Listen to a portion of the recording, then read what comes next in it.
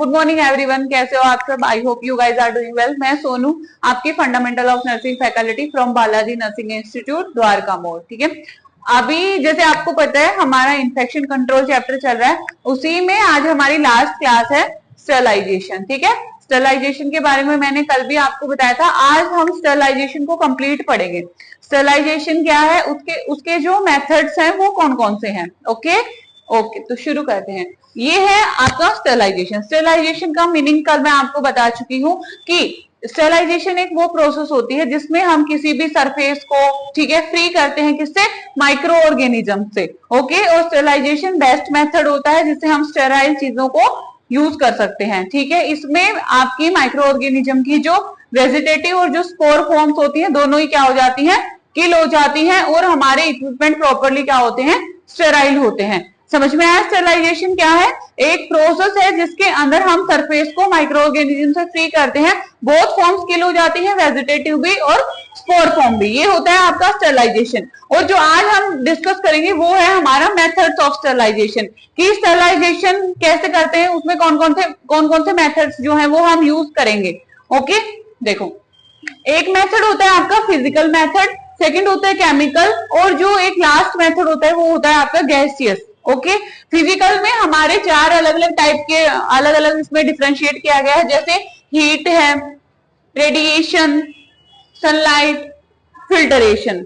Okay, इतनी बात समझ में आई कि पहला मेथड जो हम डिस्कस कर रहे हैं वो है फिजिकल मेथड। फिजिकल मेथड के अंदर ही हमारे आगे 4 पॉइंट्स में इसको क्लासिफाई किया है। हीट के बाद रेडिएशन, सनलाइट, और लास्ट कौन सा है हमारा? फिल्ट्रेशन। ओके, अब हम पहले जो हमारा फर्स्ट मेथड है उसके बारे में पढ़ेंगे, जो है हीट।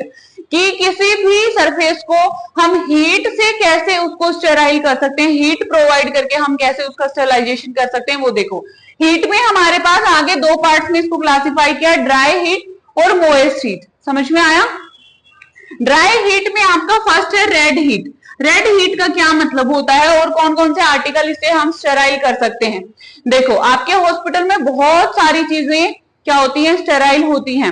ओके, पेशेंट के कांटेक्ट में आने वाले जितने भी इंस्ट्रूमेंट आर्टिकल्स होते हैं उसमें से रेड हीट में हम कौन से आर्टिकल्स को स्टेराइल करते हैं? जैसे कि हमारे इनोकुलेटिंग लूप्स होते हैं, या फिर हमारी जो फोर्सेप की टिप्स होती हैं।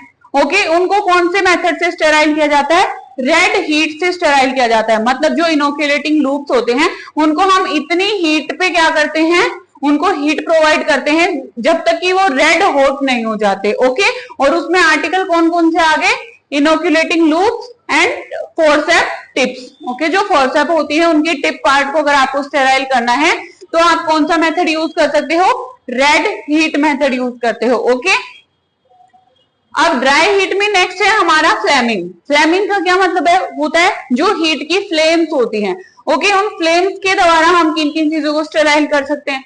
जैसे मैंने अभी आपको बताया कि एक इनोकुलेटिंग लूप्स जो आपके हॉस्पिटल में यूज होते हैं उनको हम कौन से मेथड से स्टेराइल कर सकते हैं? Red heat. ओके, अगर आपसे पूछा जाता है इनोकुलेटिंग लूप को स्टेराइल करने का आपका फर्स्ट प्रायोरिटी कौन सा मेथड है, वो आप बताओगे रेड हीट। और अदरवाइज आप रेड हीट के अलावा कौन सा मेथड यूज कर सकते हो? वो है आपका फ्लेमिंग। ओके, और दोनों ही आपके फिजिकल मेथड्स के अंदर हैं जो कि ड्राई हीट के अंदर आते हैं। समझ में आए? अब थर्ड डिस्कस करते हैं, hot air oven.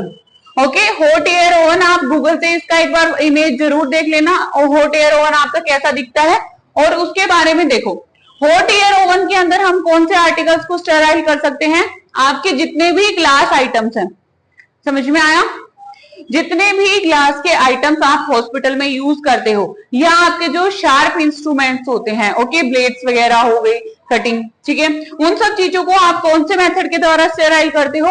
Hot air oven के द्वारा। समझ में आया? इसमें आपकी ड्राई हीट होती है और इसका टेम्परेचर आपके पास कितना होता है? 160 डिग्री सेल्सियस।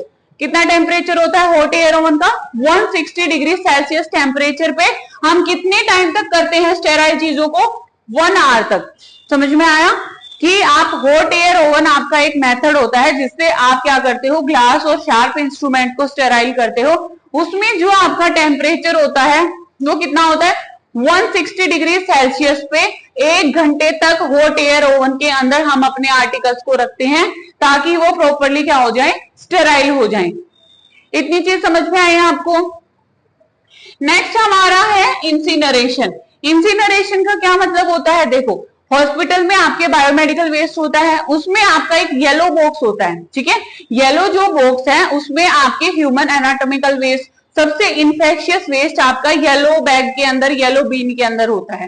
ओके, अगर आपको बोला जाए येलो बीन को कैसे स्टेराइल करना है, कैसे उसको ऐसे डिकम्पोज करना है कि वो लोगों में इन्फेक्शन ना स्प्रेड करे, तो उसका सबसे अच्छा मेथड होता है हमारे पास इंसिनरेशन। ओके, इंसिनरेशन से कौन सी चीजों को करते हैं, जो येलो बीन होता है हमारा, येलो बीन के अंदर जो वेस्ट होता है उसको स्टेराइल करने का तरीका आपका कौन सा है, इंसिनरेशन। इंसिनरेशन के अंदर जो भी चीजें हम करते हैं उसको बहुत हाई हीट पे क्या करा जाता है, जला दिया जाता है, और लास्ट में हमारे पास क्या बचती है, ऐश बचती है। समझ में आया।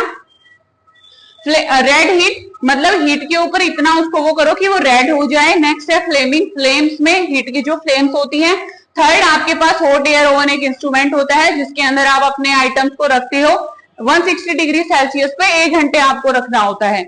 और लास्ट मैंने आपको बताया इंसिनरेशन। इंसिनरेशन में कौन से आर्टिकल्स होते हैं आपके, जो आपका येलो बीन होता है हॉस्पिटल में, उसमें जो भी चीजें होती हैं उनको स्टेराइल हम कौन से तरीके से करते हैं, इंसिनरेशन से।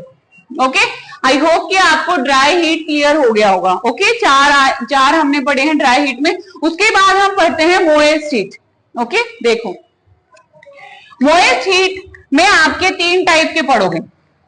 एक में आपका टेम्परेचर जो है वो 100 डिग्री सेल्सियस से कम होगा, दूसरे में आपका टेम्परेचर जो है वो 100 डिग्री सेल्सियस पे, और जो लास्ट है वो more than 100 degree Celsius. First हम डिस्कस करते हैं लेस देन 100 डिग्री सेल्सियस। मतलब जो फर्स्ट है, जो भी हमारे लाइव वैक्सीन वगैरह होते हैं उनको हम कैसे स्टेराइल करते हैं, उनको हम स्टेराइल करते हैं मोइस्ट हीट से। कौन से मेथड से, मोइस्ट हीट से स्टेराइल करते हैं, और उनका टेम्परेचर हमारे पास कितना होता है, लेस देन 100 डिग्री सेल्सियस। समझ में आया। और टेम्परेचर अगर एग्जैक्ट आपसे पूछा जाता है वो 60 डिग्री सेल्सियस होता है, और कितने टाइम के लिए होता है, 60 मिनट के लिए होता है। इतनी बात समझ में आई। ये था आपका moist heat less than 100 degree. अगर इसके अलावा आपसे पूछा जाता है लेस देन 100 डिग्री में और कौन सी चीजें आती हैं, आपका पास्चराइजेशन ऑफ मिल्क, ठीक है, मिल्क को पास्चराइज करते हैं। ओके, वो भी आपका कौन सी हीट से होता है, मोइस्ट हीट में ही होता है। ओके, इतना समझ आया। नेक्स्ट आपके पास टेम्परेचर है 100 डिग्री सेल्सियस। आप मुझे बताओ, किसी भी चीज को आप घर पे पहले बॉईल करते हो, जैसे छोटे बच्चों की फीडिंग बोटल्स होती है उनको पहले आप पानी में बॉईल करते हो, उसके बाद आप यूज करते हो। इसका मतलब अगर किसी भी चीज को आप 100 डिग्री सेल्सियस पे बॉईल करोगे तो वो चीज क्या हो जाएगी, हमारी स्टेराइल हो जाएगी। समझ में आया। जैसे कि आर्टिकल्स कौन से आपके, जैसे फीडिंग बोटल्स वगैरह होगी। अब एक बॉइलिंग का एक कॉन्ट्राइंडिकेशन होता है कि इसमें आप शार्प इंस्ट्रूमेंट को स्टेराइल नहीं कर सकते। बॉइलिंग में क्या नहीं हो सकता, स्टेराइल इक्विपमेंट्स को कभी भी बॉइलिंग मेथड से स्टेराइल नहीं किया जाता। क्यों? क्योंकि जो बॉइलिंग है वो उन आर्टिकल्स की शार्पनेस को खत्म कर देती है। समझ में आया। कितने डिग्री पे होता है, 100 डिग्री सेल्सियस। और कौन सी हीट होती है, मोइस्ट हीट। ओके, ये मेथड। नेक्स्ट है 100 डिग्री सेल्सियस से ज्यादा।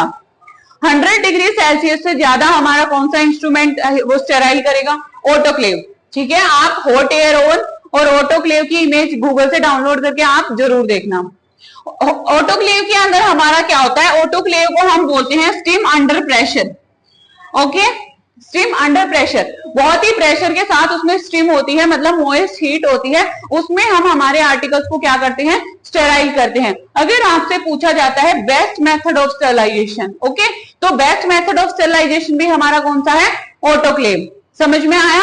अब इस ऑटोक्लेव का टेम्परेचर आपको बहुत अच्छे से यह पता होना चाहिए, 121 डिग्री सेल्सियस क्या होना चाहिए, ऑटोक्लेव का टेम्परेचर होना चाहिए। टाइम कितना होना चाहिए, 15 से 20 मिनट, और प्रेशर कितना होना चाहिए, 15 LBS। समझ में आया। ऑटोक्लेव का आपको, ऑटोक्लेव आपका बेस्ट मेथड ऑफ स्टेरिलाइजेशन है, और इसके अंदर आपकी जितनी नॉन डिस्पोजेबल आइटम्स हैं, ठीक है, जिनको आप डिस्पोज नहीं कर सकते, उन सब चीजों को किससे स्टेराइल किया जाता है, आपका ऑटोक्लेव से। इतनी बात समझ में आई। Non disposable item, best method of sterilization, आपका टेम्परेचर कितना होना चाहिए 121 डिग्री सेल्सियस, और कितने टाइम के लिए 15 से 20 मिनट, प्रेशर कितना 15 LBS। समझ में आया? ऑटो क्लेव ये, और इसकी इमेज आप गूगल से जरूर देखना। नेक्स्ट हम डिस्कस करते हैं केमिकल मेथड्स। नाम से ही पता चल रहा है, नहीं सॉरी, केमिकल से पहले हमें डिस्कस करना है रेडिएशन मेथड, कि कैसे आप रेडिएशंस को यूज करके चीजों को स्टेराइल कर सकते हो। ठीक है, आपकी जो यूवी रेडिएशंस है, गामा रेडिएशंस है, उन सब चीजों को यूज करके भी आप क्या कर सकते हो, स्टेरलाइजेशन कर सकते हो। रेडिएशन के अंदर जैसे मैं यहां लिख देती हूं गामा रेज, गामा रेज, और इससे कौन से आर्टिकल स्टेराइल होते हैं, जो हमारे कौन से हैं, डिस्पोजेबल।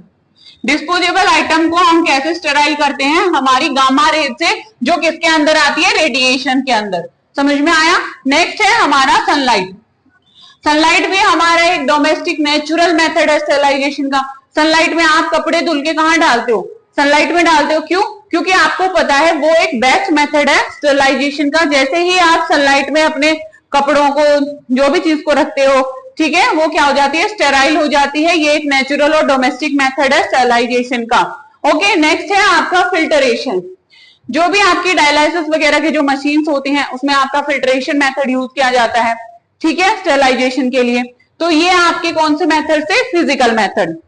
ओके, लास्ट में इनको एक बार शॉर्ट रिव्यू इनका ले लेंगे।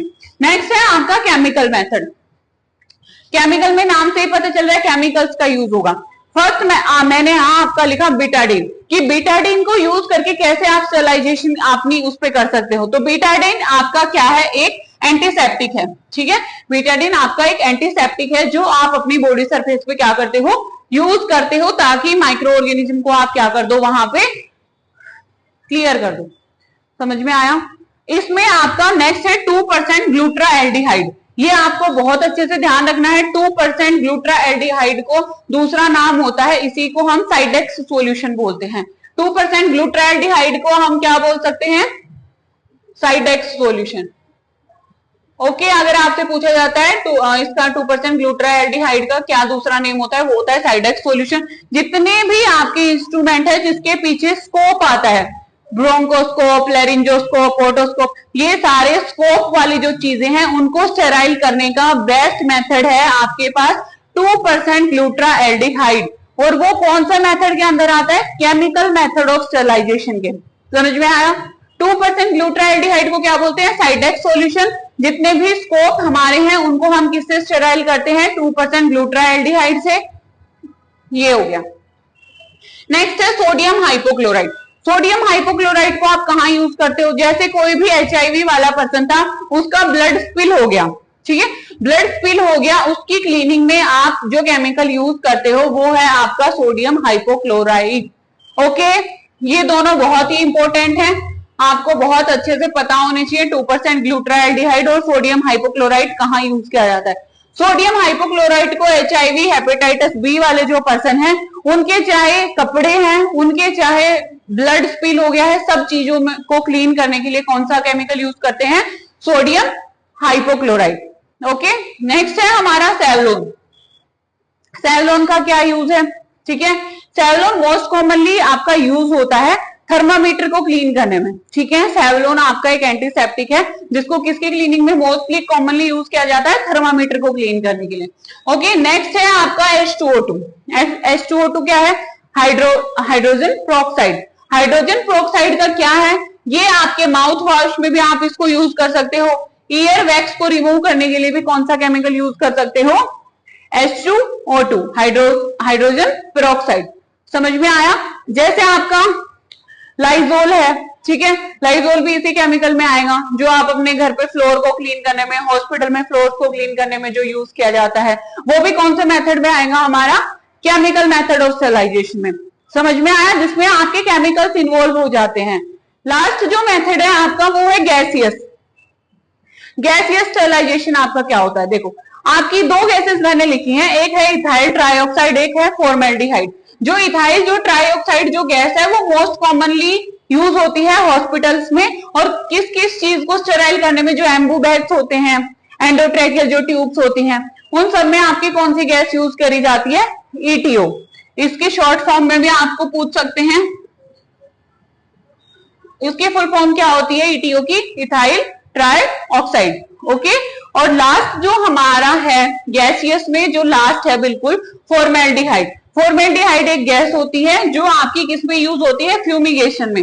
देखो, आप किसी भी आईसीयू वार्ड में हो या ओटी में हो, ठीक है, इंटेंसिव केयर यूनिट या ऑपरेशन थिएटर, कोई भी वार्ड हो, अगर हमें कंप्लीट वार्ड को ही क्या करना है? स्टेराइल करना है, उस केस में हम क्या यूज करते हैं? उस रूम का फ्यूमिगेशन किया जाता है। और फ्यूमिगेशन में कौन सी गैस यूज होती है? वो है हमारा फॉर्मेल्डिहाइड। समझ में आया कौन सी गैस यूज होती है फ्यूमिगेशन में? Formaldehyde gas. और ये क्या है? हमारा गैसियस मेथड है स्टरलाइजेशन का। समझ में आया? देखो, इसमें इंपॉर्टेंट क्या क्या है उस पर आप स्टार बना लो कि फ्यूमिगेशन में कौन सी गैस यूज होती है? फॉर्मेल्डिहाइड। और इसमें क्या आपका सोडियम हाइपोक्लोराइड यूज होता है एचआईवी पेशेंट में, हेपेटाइटिस बी के जो पेशेंट्स होते हैं उनका चाहे स्पिल मैनेजमेंट हो जाए, चाहे उनके क्लोथ्स को क्लीन करना हो, कौन सा हमारा केमिकल यूज होगा? Sodium hypochlorite. 2% ग्लूटाल्डिहाइड कब यूज होता है?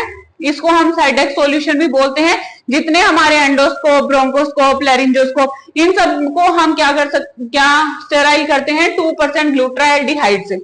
समझ में आ गया? ये हमारा इंपॉर्टेंट है, यहाँ पे भी आप स्टार बना लो। उसके बाद है आपका hot air oven. Hot air oven में ग्लास और शार्प आइटम्स को क्लीन किया जाता है। टेम्परेचर आपका 160 डिग्री सेल्सियस है और 60 मिनट तक ही आपको स्टेरलाइजेशन परफॉर्म करना है। नेक्स्ट है हमारा ऑटोक्लेव। ठीक है, ऑटोक्लेव आपका, बस आपको ये भी पता होना चाहिए, ऑटोक्लेव मॉइस्ट हीट के अंदर आता है और हॉट एयर ओवन आपका ड्राई हीट के अंदर आता है। ओके, हॉट एयर ओवन कौन सी हीट में आएगा? आपका ड्राई हीट में। और ऑटोक्लेव कौन सी हीट में आता है? मॉइस्ट हीट में। ओके, ऑटोक्लेव का ही दूसरा नाम हमारा क्या है? Steam under pressure. समझ में आया आपको? रेडिएशन मेथड से डिस्पोजेबल आइटम्स को क्लीन किया जाता है और जो ऑटोक्लेव मेथड है उससे नॉन डिस्पोजेबल आइटम्स को स्टेराइल किया जाता है। समझ में आया? ठीक है, आई होप कि आपको समझ आया होगा। आज हमारा इन्फेक्शन वाला जो चैप्टर है वो कंप्लीट हो गया है। नेक्स्ट वीडियो में हम बीएमडब्ल्यू जो बायोमेडिकल वेस्ट जो आपका चैप्टर है उसको शुरू करेंगे। थैंक